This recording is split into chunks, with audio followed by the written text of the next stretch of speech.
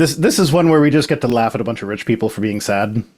I loved laughing at rich people for being sad.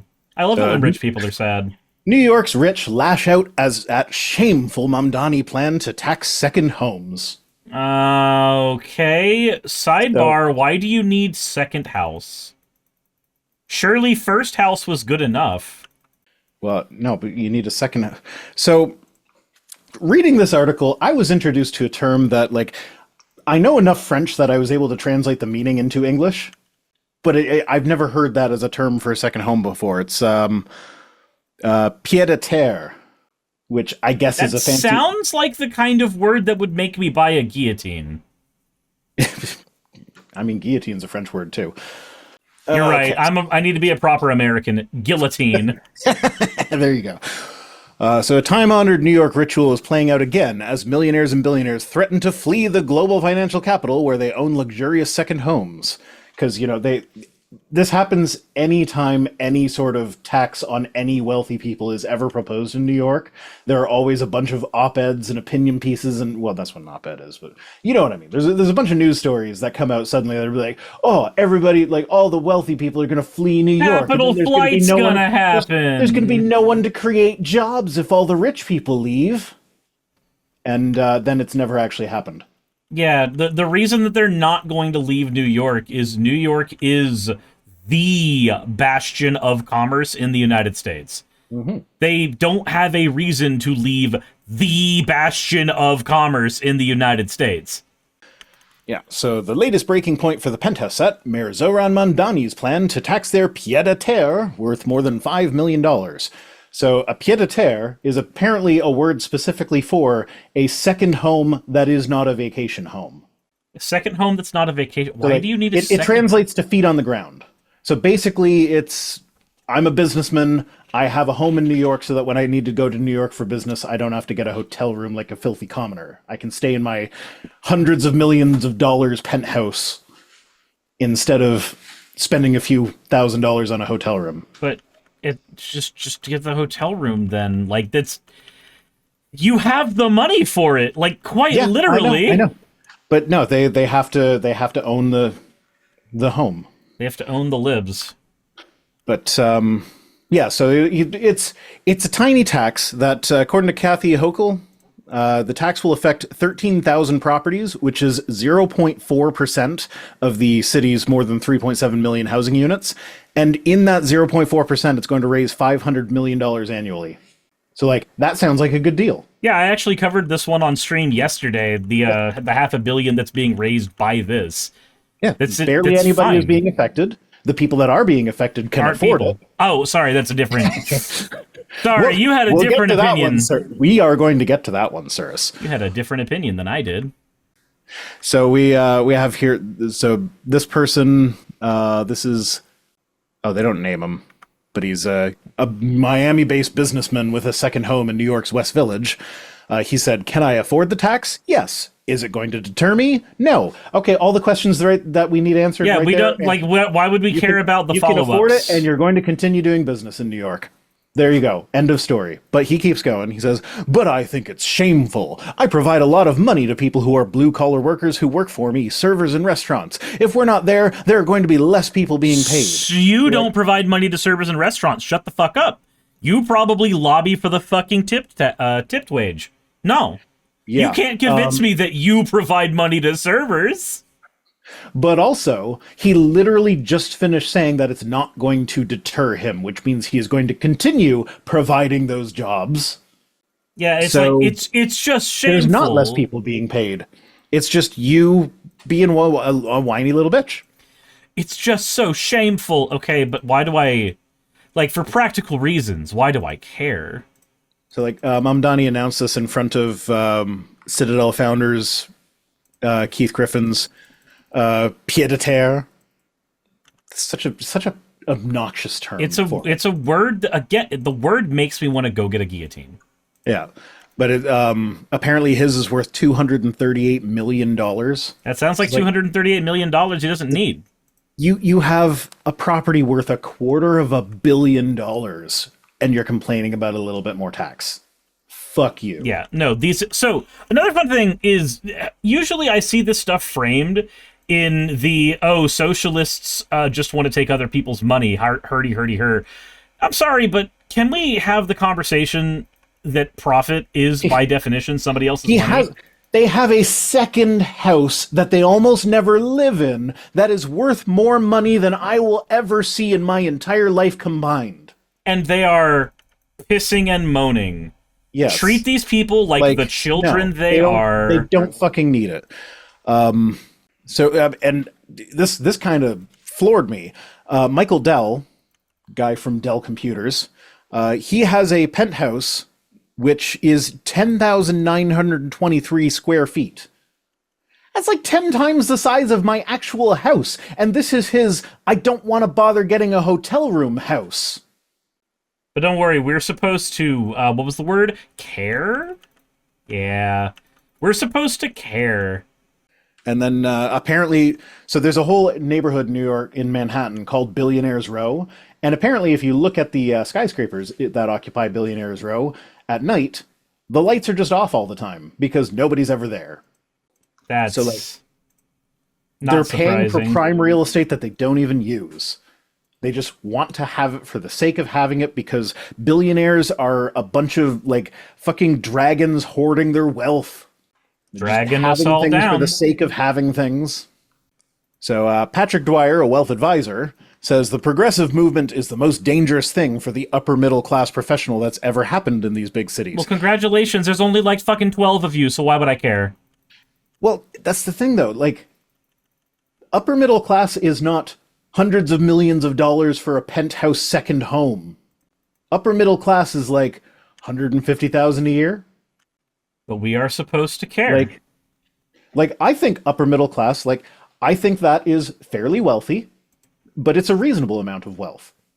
150,000 a year, I'm not going to have beef with that person just for making that amount of money. Billionaires, you don't make that amount of money. You exploit people for that amount of money. Profit is theft. Sorry. Like by its very definition, profit is the excess wages that you yourself did not earn that somebody else earned that you skimmed off the top of their wage. Mm-hmm. I'm not saying that you aren't entitled to a certain amount of profit. I just think it's really weird that you want a world where the only person who does get a negotiation seat at that table is the person who has all of the money and power already. Yeah. So Patrick Dwyer went on to say, when these people are successful and they become a managing director after working 100 hours a week and they're making real money, the governments are going to crush that person. No, they're not. Like this only affects people that are like in the top, like half of the top 1%. It affects no one. Again, not people. Well, no, that's later on. Stop saying that. You're jumping the gun here. Oh, okay, I see. There's information about the stream that I didn't know that is pertinent to this. Yeah, but I already told you that we were going to get there. Yeah, but I'm going to keep saying the joke because it's funny. Okay, so this is some guy, last name Griffin. I don't know his first name. Some asshole. Some asshole billionaire. No, some asshole billionaire said, what Mamdani just did to me and more broadly is doing to the city of New York is triggering of the trauma I went through in Chicago. The trauma you went through? You lost a few $1,000s? Having to pay a little tiny bit of tax on a second mansion that I own. Yeah, I don't think I That's not what trauma is. Trauma is not paying taxes when you have plenty of cash to spare. Yeah, I think these people need more trauma to happen to them, actually. Well, I mean, that earlier guy was named Dwyer. He could learn from his close relative, Bud. I don't remember who Bud Dwyer is. Oh, you don't remember Bud Dwyer. Okay, No. Don't Google that on stream. Oh. Every word you just said made me sad. Because I got a pretty decent idea of what I'm in for. He was a politician who got caught doing a bunch of scamming, extortion, bribe taking, whatever the fuck. I don't know, corruption. There was a bunch of corruption with his thing, and then he held a press conference to apologize, And at the end of the press conference, he gave everybody a warning that, like, if you have small children in the room, tell them to look away right now. And then he pulled out a gun, and then there was no more Bud Dwyer. Oh. That is about the most selfish way you could go out. I need everybody watching me while I kill myself. Everybody look at me. No, sorry. Once again, no. So one wealth advisor says, I'm not selling my apartment because I really can't. I have the children down the street and I'd like to stay married to my... I'd like to stay married to my wife. Why? I can't sell my apartment because I would... Like, does your wife get the apartment if you sell it? Yeah, like, why do you...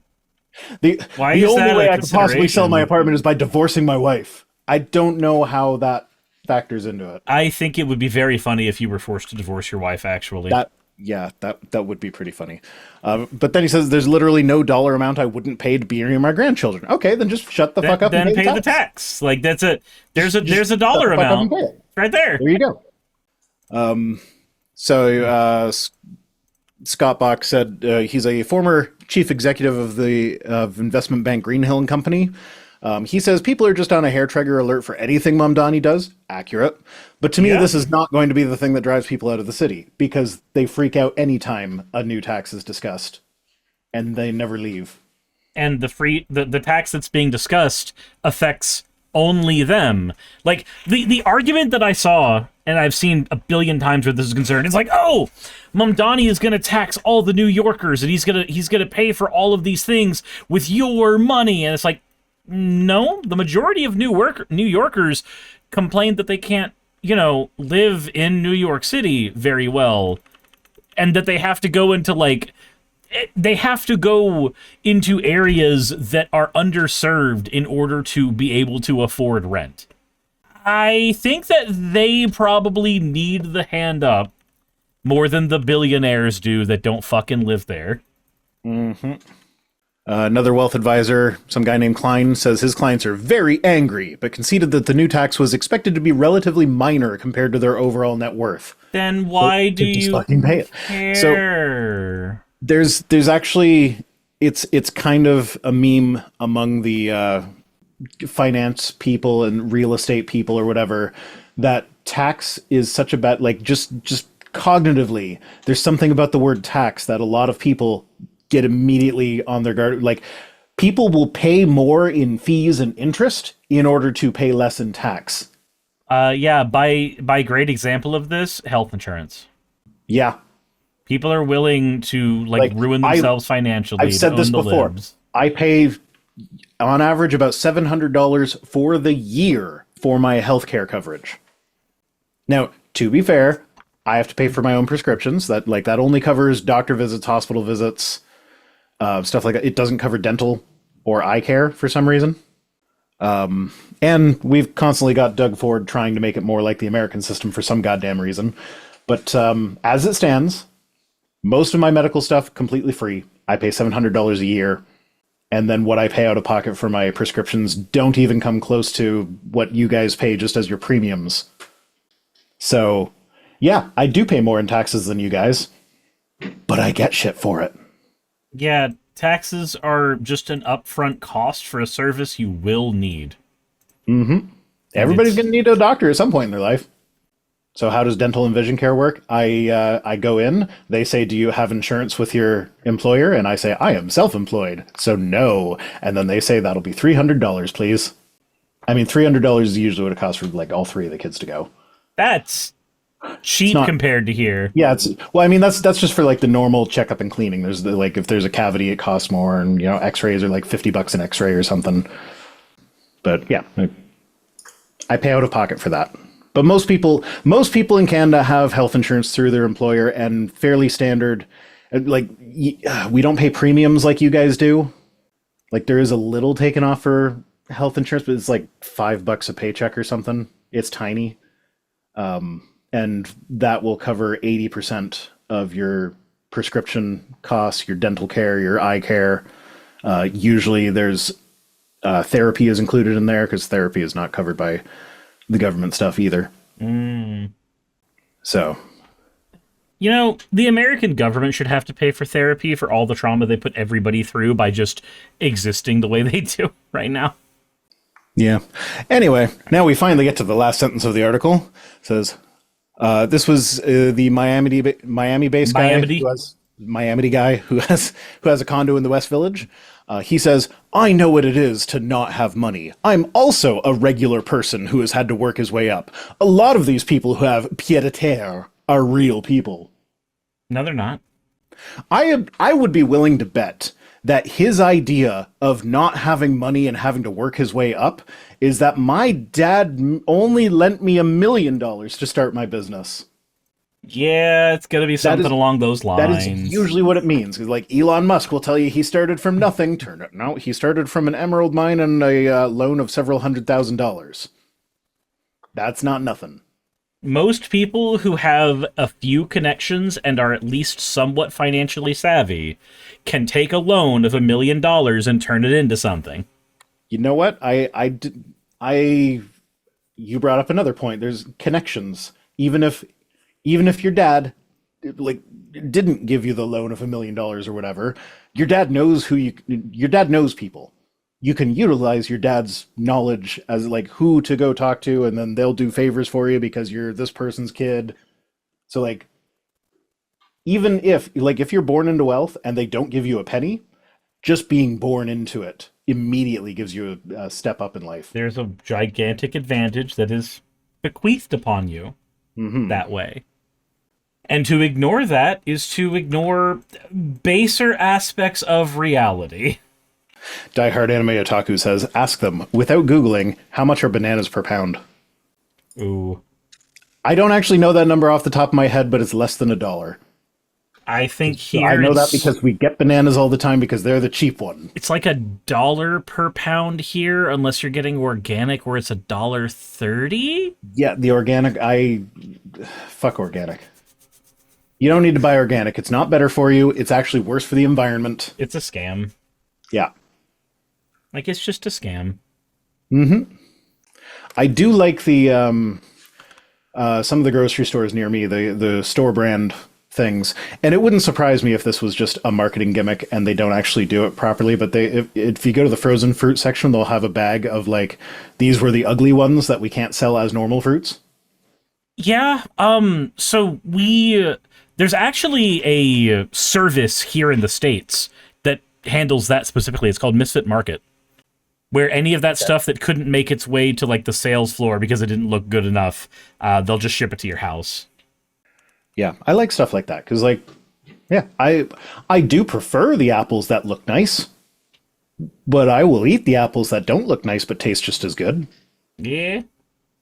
Hey, you made it to the end. I want to give an extra thanks to the patrons who allow me to do this full time. I want to thank Aaron Rail, Astral, Britzkrieg, Jemshin, Poundini, Red Joker, Victoria, Jonas, Craig, Tarika, Fireshard, Smiling GM, John, Dren Hadamada, Creeper, Sagittarius, you know I'm not saying that last part, Sylvie Snow, Valis of Seraph, Ottoman Angel, Rooster Rachel, and Fire Panda, who are all my $20 and up patrons.